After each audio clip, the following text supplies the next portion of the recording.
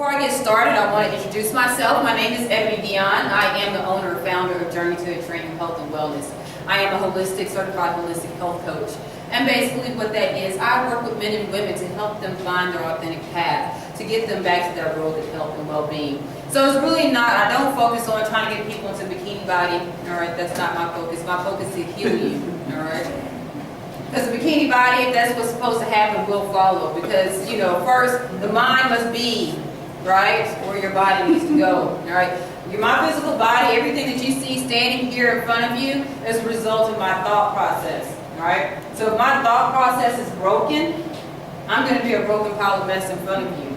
So any issues that we deal with on the surface, that we deal with, that people see, you know, whether it's overweight, whether it's acne, whether it's broken, hurting joints and pains, whether it's poor dysfunctional relationships that we have, right? If it's the inability to just cope with life, right? Those begin with our thoughts and thought processes. What happens with grief and loss, right? We've all lost something. You know, that is a part of life, is to lose. But we all go through that process different. It all hits us in different places and different stages in our life, and it gives us different experiences. So even though I may have lost things in my life, I can't necessarily know what your loss feels like, but I can empathize with you. And so I bring that today as my empathy and my compassion. This room is here for a reason, Mothers Against Youth Genocide. I have a son. I have an 8-year-old son, and he's the light of my life. And I want to make sure that I realize that right now, right today, the choices that I make, you know, are plans for his future, right? And those of us that, you know, and I'm still in childbearing years, and those that are in childbearing years and still are planning on having children, realize that you're carrying future generations still within you as women, right? As women, we are carrying our future generations with us. Men, your day-to-day activity that you come in, right? So my ovaries and my seeds and my eggs, that's the hardware, right? That's the hardware of the computer. And the men, when you're coming in contact, your everyday attitude, right? The confrontations, the stress that you have to deal with, you know, when you're dealing with loss, if you're dealing with grief, or just the stress of really, you know, I have honest conversations with black men, just the stress of just being a black man in America, right? That encodes your DNA and the sperm that you reproduce every 72 hours, right? So that's the software that is now going into the seed, right? So my DNA has been injured for years. This grief that we're experiencing here today, and the personal losses and the stories that we're experiencing here today, did not begin today. It did not begin on March 3rd, 2010. It did not begin in 2009 for you. It did not begin in 2009 for you. It happened hundreds of years ago. It happened generations and generations and generations ago, okay? This is a loss that has been, it's like malware, right? It's that virus that has attached itself to our DNA, to our authentic self, to that blueprint, to that code, those binary codes that tell us how we operate as divine beings, right? So when we have these things that have happened to us throughout generations, and then we experience it here. So it's not just the loss that I experienced here today. This is just not my son or my daughter that I lost here today. This is generations of pain that I have lost, right? That you come back and you bring back and you re-experience. Me, my own personal story, which brings me to being a healer. The difference between a healer and a doctor is a healer has actually had to heal themselves and work on themselves. I heal myself daily, all right? I am a work in progress. Right now, as I'm talking to you, I'm also speaking to myself. So realize that I don't come to you and just speak to you in vain of things that I've read out of a book or just theories. These are things that I've had to experience. And for me to walk this life, because I chose this life and the ancestors gave me the blessing to walk this life, I had to experience things so I can come and talk to you and realize that I understand, I empathize, I am compassionate, because I have too suffered my own loss, right? My loss isn't in the context of what most of us are here today as Mothers Against Youth Genocide, is really about the brutality of the system, right? How the system has continued to victimize us, right? And are we going to be victims? Are we going to be victors? Are we going to be fighters? Are we going to lay down and just take what's been given to us? Or are we going to stand up and fight, right? last year in 2013, I was forcibly evicted from my home in Tarrant County.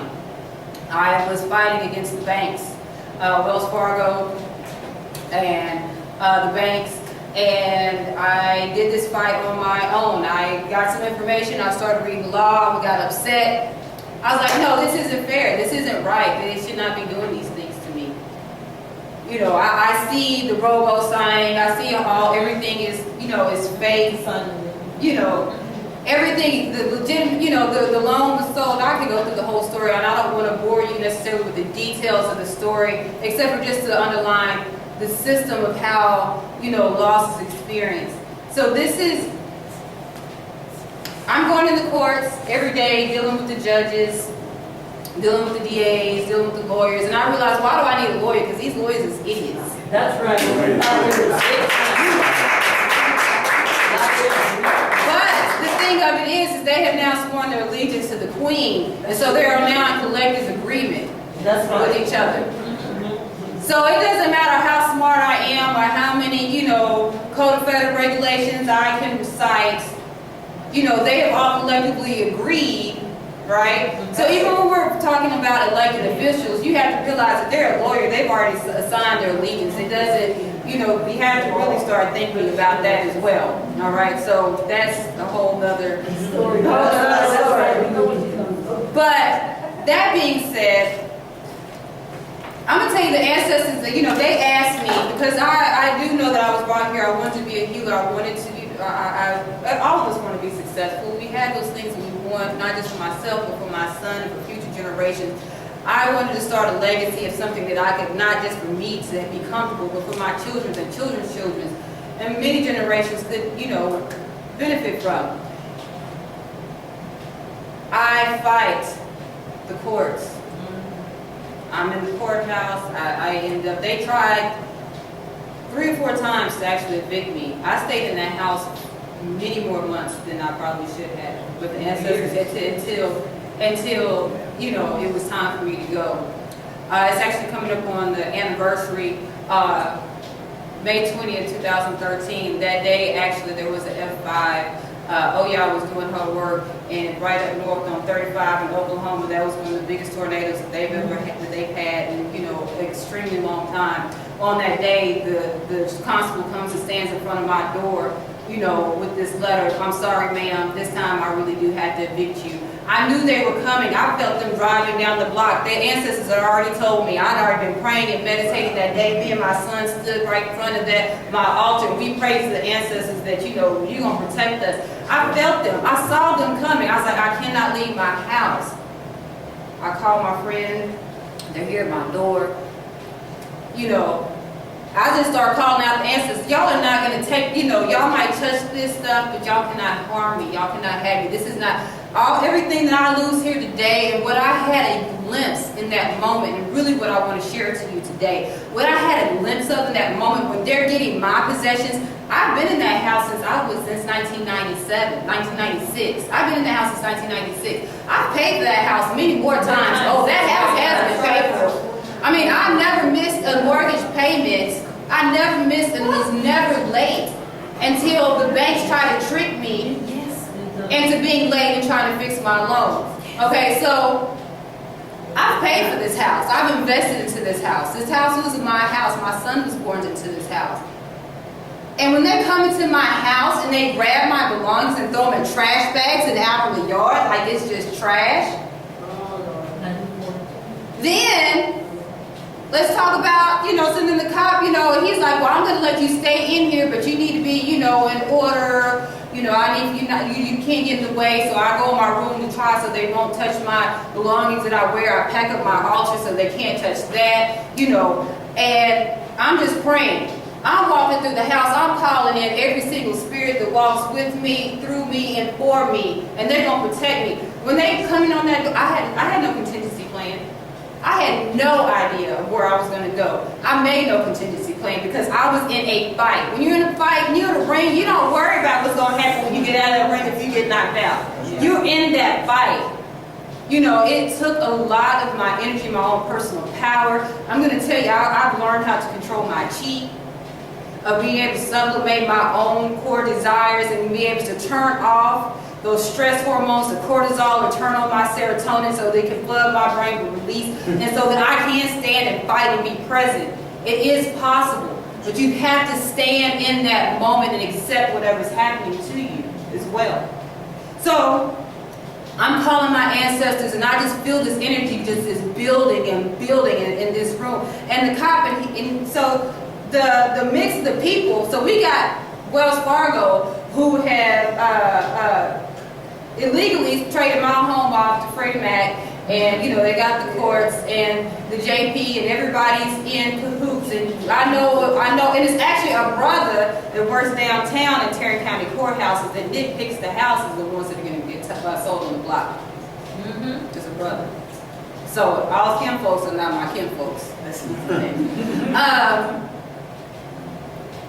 They're in there, and the cop was like, well, ma'am, you know, I'm sorry, you know, this is the same thing that happened to me. I had to, you know, I had a mortgage, and they got me on that flip reverse interest, and I had to lose my house. You know, I had to end up giving it back. And he's like, well, my hands are tied. I said, exactly. You a slave just like everybody else. And I tell this cop in his face, I don't have no problem with telling him the truth. He tell me right there, he said, my hands are tied. Right, do you see that? You have to realize that when we're dealing, you're fighting the cops and the police, they are just the minions, all right? They're the minions. They have been brainwashed to just do, I'm doing my job. Yeah. And I told the cop, the world is going to end by people, it's going to be destroyed by people in the name of doing my job. I'm just doing my job. I'm just doing my job is not an excuse. Because it's a divine thing, you have a responsibility, a collective responsibility to everybody that's around you. So that being said, I go and I talk to him, you know, and I'm like real, like I'm in the moment. I don't care. Y'all put my stuff in trash bags. I'm giving him the right. I'm already telling him how I know the system is corrupt, and he's looking at me like he already knows, but it's nothing that he can do about it. Right? So 4 p.m. I still don't know where I'm going to live. My stuff's sitting on the driveway in my front yard. And I've been collecting these things. It's not that I'm not materialistic, but I collect it like I have nice things, because these are things that I invested in my house, and they're just throwing them out there like it's trash. Right? 4 o'clock, actually, a brother that I had met the week before, because I go and make a plea to the community, because many people didn't even really know my story. I go and speak in front of the community at the bookstore in Fort Worth, and one brother, we're talking and communicating that week, and he's trying to help me get some paperwork, trying to figure out how can we get this, you know, through the courts, because the courts have decided they're going to kick me out. Bankruptcy court, they were in cahoots in bankruptcy court. My lawyers were in cahoots, found out the lawyer, when I finally got a lawyer, my lawyer had been disbarred. I mean, everything that you could have think of to, right? 4 o'clock, the brother I met the week before, he calls me, at 4 o'clock he calls me, every now and then I have a house for you to stay in. By 6 o'clock I have a key to the house. I didn't know anybody really to call, because I'm just a friend that I had just recently, you know, made acquaintance with a few months before. She called out the community. The community is out there helping me pack everything up. But I also got my neighbors. I've been in this house since 1996, right? They walking by like vultures trying to figure out what they can pick off and they can buy and what's going on. What's going on? None of your business is what's going on. Either you gonna help? Are you gonna sell that? No, I'm not selling that, right? So these are the things that, so I'm tying in, as you see as I'm talking, I'm tying in a lot of the points that everybody's already kind of brought in today, right? Just with my story, right? We all have that same story that we all have kind of shared and experienced on different levels. Actually, I wasn't really doing it alone. I had a supposedly a friend. She kind of instigated me into this movement of showing me how everything happens. Yeah, we're going to win your house. We're going to help you. We're going to do this. I'll call her the day they're at my house taking my stuff. I need to go get some water. I don't have my car. I haven't spoken for days. So,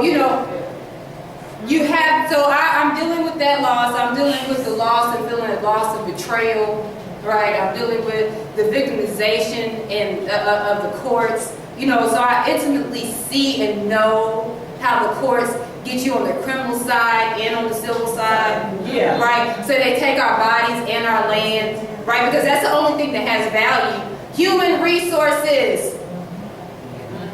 That's what you get your paycheck out of, right? Money is not real. Money has no value. It has only intrinsic value. It has the energy, human energy that we put into it, right? So, as a health coach, that's really, just helping people to understand, I have my own story, but how do you process yourself? How can I stand here today? And actually the topic was, I could have been bitter, but I got better. I could have been real bitter. That whole story I told you right now, I could be the angry black woman that they always want to quick to portray. And, and like I said, even in the meditation, yes, I do have a right to be angry. I have a right to every single emotion that I have, but anger does not serve me. Because anger puts me on the same vibrational frequency as the people who have tried to victimize me. Right? So we're looking at energy levels here, right? And, one thing that came to me in a meditation, they was like, okay, Bruce Lee, was, sometimes you can't fight fire with fire, you have to fight it with water. You have to learn how to become that water, because as African people, as original people, as in our DNA, we have the ability to become anything because we possess that in our DNA. Encoded in our DNA is everything that is here on this earth. That's it. That's it. You better know it. So when you learn and realize that, right, you can really empower yourself. So when I look at loss, there is really no loss, because even though I lost that house, there's a lot of negative energy left in that house. That house moved me in the house that I'm in now. It's not the ideal house, but it keeps me uncomfortable enough to keep me moving forward. Because life does require a certain amount of discourse to create movement.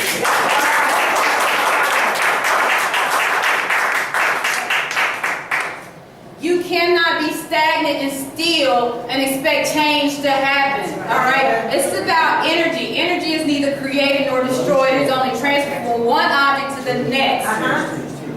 In the beginning, there was a word, and with the word, there was God. And with God, there was with the word. There was nothing before a word. And with his word, that word was life, and it was energy. And it breathed life into everything that he formed. And nothing created before he thought of it. That's it. Right? Energy, light, thought. That's where everything manifests from. Even all the things that they try to do and do against us, they cannot kill us.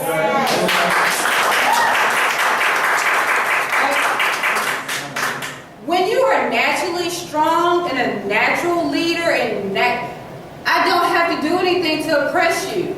Because I naturally can stand on my own. I don't need no one to govern me. I am my own woman.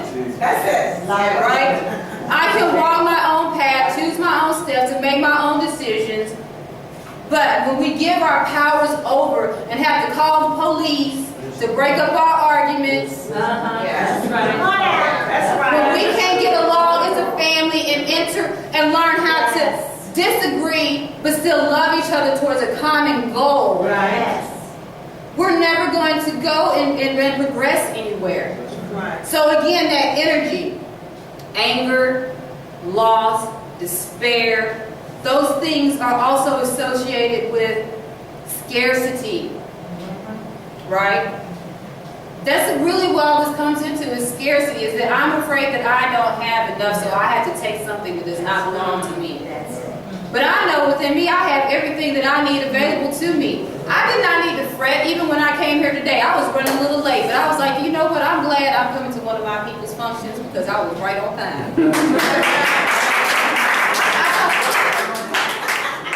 I don't worry. I was like, how am I going to get all of this stuff out of my car, and where am I going to park? parking spot.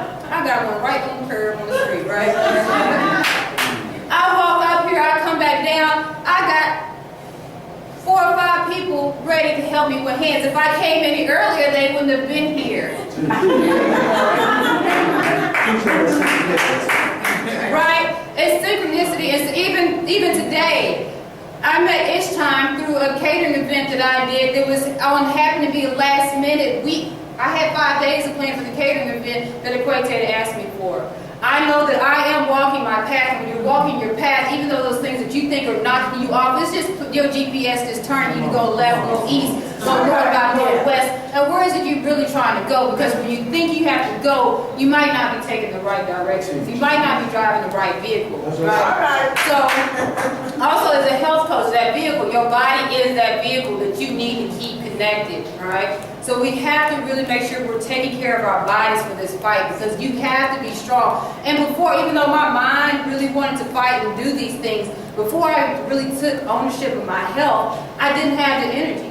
I had cloudy brain, I had low energy, my body felt like it was falling apart, from allergies and gastrointestinal problems, severe depression, near suicidal depression.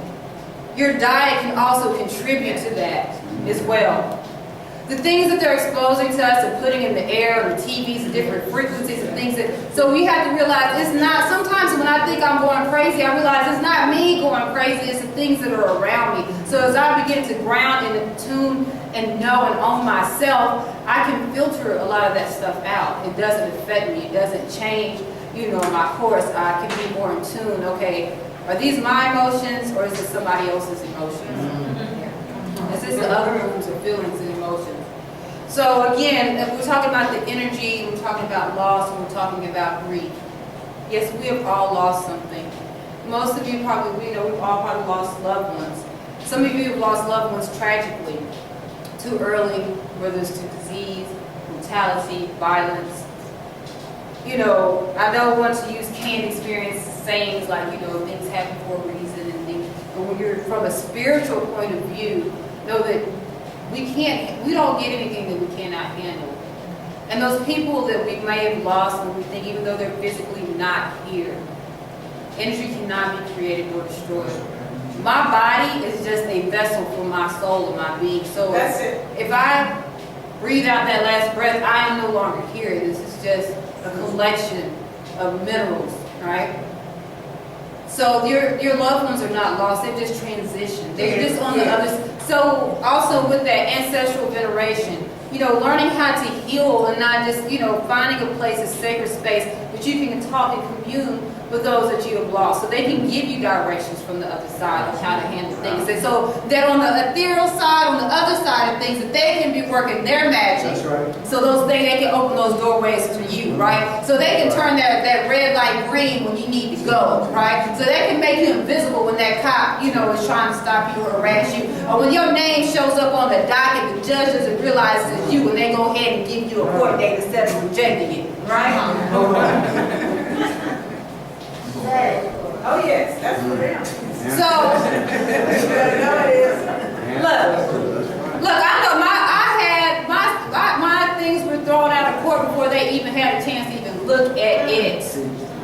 All right? They already decided when I have my trustee, and legally a trustee says that I'm not capable, responsible of holding my own affairs, so I need somebody appointed to do that for me. So he's supposed to be acting in my own best interest. See, that I know more than just health. I understand the goings-ons and how things are supposed to work. But the trustee is talking to the bank and they let them sign another order to get my house taken out of bankruptcy court. I had to go through and experience these things, and I had so that I could come and really be here and speak with you today. Actually, I didn't plan on sharing that story today. And each time I was like, I was asking what she wanted me to speak about. I had a topic. She was like, just come from your heart. And I didn't write. I kind of wrote some notes down. But all I did was I prayed and I meditated. I prayed and I meditated last night. I prayed and I meditated today. I prayed and meditated when I came here. And even when I was here, I was just open for let Spirit just use my tongue to speak through me. So this is not me speaking. This is Spirit speaking through me. So I hope that I have touched you and just realize that, you know, we all experience things and sometimes we don't understand why, right? You know, each time you were already in this fight, you were already in this, but you already had the background to know and how to deal with it. So when another mother has it, she's just been going to work every day from a 9 to 5, and she just thinks this is something that happens out of the blue. You can be like, no, mama, no, this was planned before your baby was even born. Yeah. Right? Oh, yes. Sometimes those of us that experience those things, and those that collective in this group, you know, we know, we see things, we experience things, and we sometimes often ask why. Why me? Why did this happen? I don't understand. And of course, you know, we can go to, you know, the pictures of, you know, the corruption. But this is just a human experience. We're spiritual beings having a human experience. So when you don't understand, don't rely on your flesh to give you that answer, because it will not hold that answer. Because one thing, your flesh is only capable of experiencing and being able to relay a very small percentage of what's actually going on around you. Right? We can only see a small percentage of light.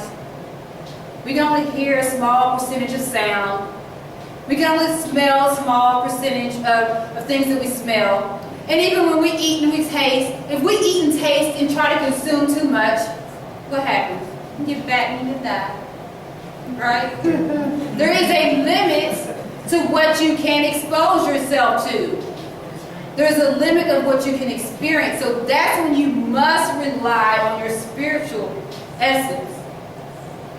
Because your spiritual essence will give you the answers that your flesh cannot comprehend. Right? So I just want to leave you here today. I hope that you guys have enjoyed everything that I've talked to you about today. As a health coach, I just work with you guys.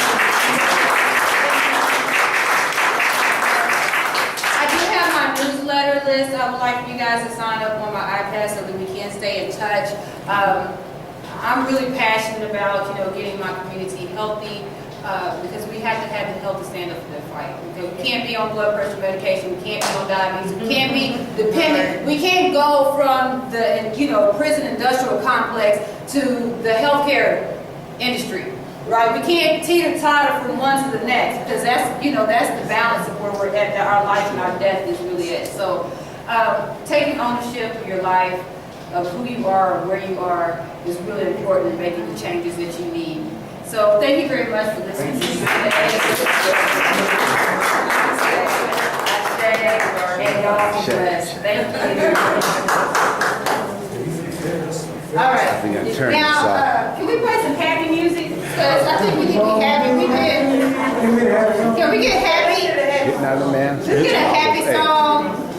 Like, that's right. We need to get a happy song to bring up the energy. I know it's been kind of as we go out, but, you know, I'm a dancer. So